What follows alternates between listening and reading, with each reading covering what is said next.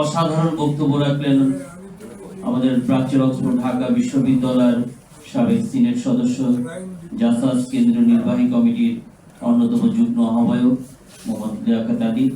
আমরা তাকে ধন্যবাদ এবং কৃতজ্ঞতা জানাচ্ছি।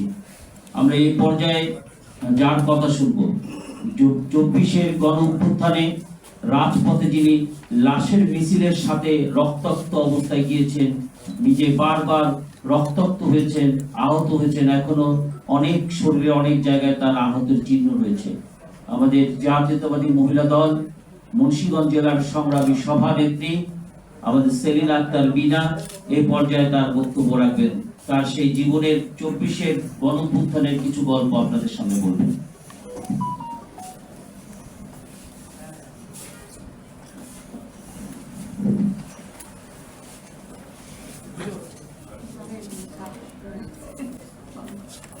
বিসমিল্লাহির রহমানির রহিম। আসসালামু আলাইকুম। আজকে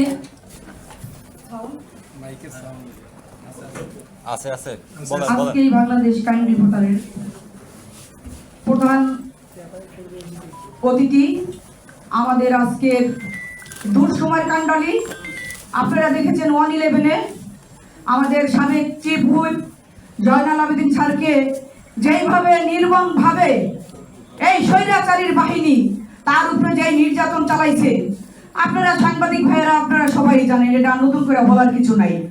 আজকে আমরা দেখতে চাই, দেখতে পাই না, সেই বিচারগুলো পর্যন্ত হয় না। প্রিয় বন্ধুরা আমার, আমি বলতে চাই এই সরকারকে, এই সরকারের প্রধান উপদেষ্টাকে আপনি সংস্কারের কথা বললে আপনি সময়গুলোরে নষ্ট করতেছেন এলোমেলো করে। আপনি কি বলতে চান আর কি বুঝাইতে চান? আজকে আমাদের এই জায়গায় প্রধান অতিথি আছেন, উনি যেই এই স্বৈরাচারীর হাতে যেইভাবে নির্যাতিত হয়েছিল, পারছেন এই বিপ্লব কুমারকে অ্যারেস্ট করতে, পারছেন এই হারুন আঙ্কেলকে গ্রেফতার করতে, পারছেন এই হাসিনার বাহিনীকে গ্রেফতার করতে। কোথায় গেল তারা? কার সাহায্য গেছে? কেন গেছে? কই আমাদের বিএনপির একটা নেতা কর্মী কোথাও তো যেতে পারে নাই প্রিয় বন্ধুরা আমার, আর যাওয়ার চেষ্টাও করে নাই।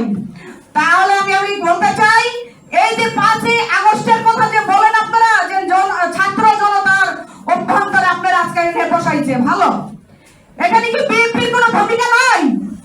আমি রাজপথে ছিলাম, আমি জানি যখন এই 6 জনকে আপনার অ্যারেস্ট করা হলো, তখন তার আপনাদের মনে আছে কিনা দেখেন, এই আন্দোলন স্থগিত করা হয়েছিল। প্রিয় বন্ধুরা আমার, আপনারা কি জানেন এই বিএনপি এই আন্দোলনকে চালায় রাখার জন্য, বেগমান রাখার জন্য যে যেখানে আছে সবাইকে বলছে জীবন মরণ বাজি, এটা আপনারা যে যেখানে আছেন সব নেমে গেছিল। প্রিয় বন্ধুরা আমার, তাহলে আমি বলতে চাই, এই ডক্টর ইউনূসকে উদ্দেশ্য করে আপনি এই মামলা হামলা, এই খুনি হাসিনার বাহিনীদের কোনো বিচার আপনি করতে পারেন নাই। তাই আমি বলতে চাই, আপনি একজন ব্যর্থ যদি না হন, আপনি একজন ওই রাঘু বলকে ধরতে পারলেন না।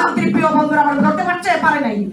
আমি এই আপনারা বলেন যে ছাত্ররা বলছে, তাই এই যে দাঁড়ানি রাজনীতির পথ থেকে খোয়া বুঝে না, তাদের আপনারা একটা উপদেষ্টা বানাই দিচ্ছেন, তাতে আমাদের কোনো দুঃখ নাই। দুঃখ একটাই, সেটা হইলো আমরা কোনো বিচার পাচ্ছি না, আমাদের কোনো বিচার হচ্ছে না, এবং এই স্বৈরাচারীর বাহিনীর একটা লোক আপনারা ধরতে পারলেন না। কেন? কি করছেন আপনারা? আপনাদের উপদেষ্টারা কি করছেন? যারা আছে তারা কি তেল মেরে বিদেশ বানাই দিচ্ছে? আপনারা সাহায্য করছেন, আপনাদের সাহায্যের মাধ্যমে দেশ ছাড়তে বাধ্য হয়েছে। কেন এই সাহায্য করেন? বিএনপির কোন নেতা কর্মী তো সাহায্য করে নাই বিগত দিনে। এই ফ্যাসিস্ট হাসিনার বাহিনীরা, এই পুলিশ বাহিনী, পেট্রোল বাহিনী করছে, করে নাই। আমি এই 3 আগস্ট, 2 আগস্ট, 3 আগস্ট, 4 আগস্ট এই মাঠে আমি ছিলাম। পাখির মতন গুলি করে আপনার এই আমাদের সংখ্যাগুলো মারছে, কালো মারছে। আমাদের বিএনপির ছাত্র কয়জন ছিল, বিএনপির পোলাপানগুলি গুলি খাই আমি নিজে, আমি লাশ নিয়ে গেছি হাসপাতাল, মিরপুরের ভিতরে আজমল হাসপাতাল, আলোক হাসপাতাল, এইসব হাসপাতাল আমি নিয়ে গেছি, সম্পূর্ণ প্রমাণ আছে আমার কাছে। প্রিয় বন্ধুরা আমার, তাই আমি বলতে চাই, ডক্টর ইউনূসকে আপনি পাইকারি করতেছেন নির্বাচন নিয়ে। আমরা কেউ বলেন বিএনপি কেন নির্বাচনের লিগে পাগল হয়ে গেছে, এক দল গেছে আরেক দল আসবে কেন? আপনাদের কি রাষ্ট্রটা চালানোর এতই শখ? আপনারা কি রাষ্ট্র চালাবেন? রাষ্ট্র তো চালাইতেছেন, এই 6 মাসে তো আপনারা ব্যর্থ প্রমাণ করছেন। প্রিয় বন্ধুরা আমার, যুদ্ধমূল্য দাম কমাতে পারে নাই, এখন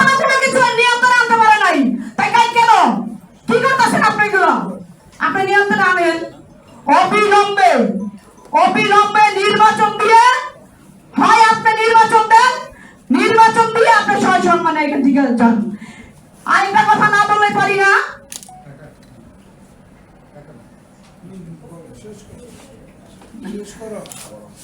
আরেকটা কথা বলতে চাই যে আপনার স্থানীয় নির্বাচনগুলো আগে দিতে চায়। তাহলে স্থানীয় নির্বাচনগুলো যদি আগে দিতে চায়, তা জাতীয় নির্বাচন যদি না হয় আপনার স্থানীয় নির্বাচনগুলো কিভাবে হয়? এখানে কি আওয়ামী লীগের লোকেরা কি প্রার্থী হবে না?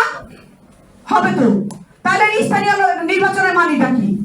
আমি আর বক্তৃতা দীর্ঘায়িত করবো না, আমার প্রধানমন্ত্রীর বক্তৃতা শুনবো। আমাদের অনেক শিকার আছে, জানার আছে।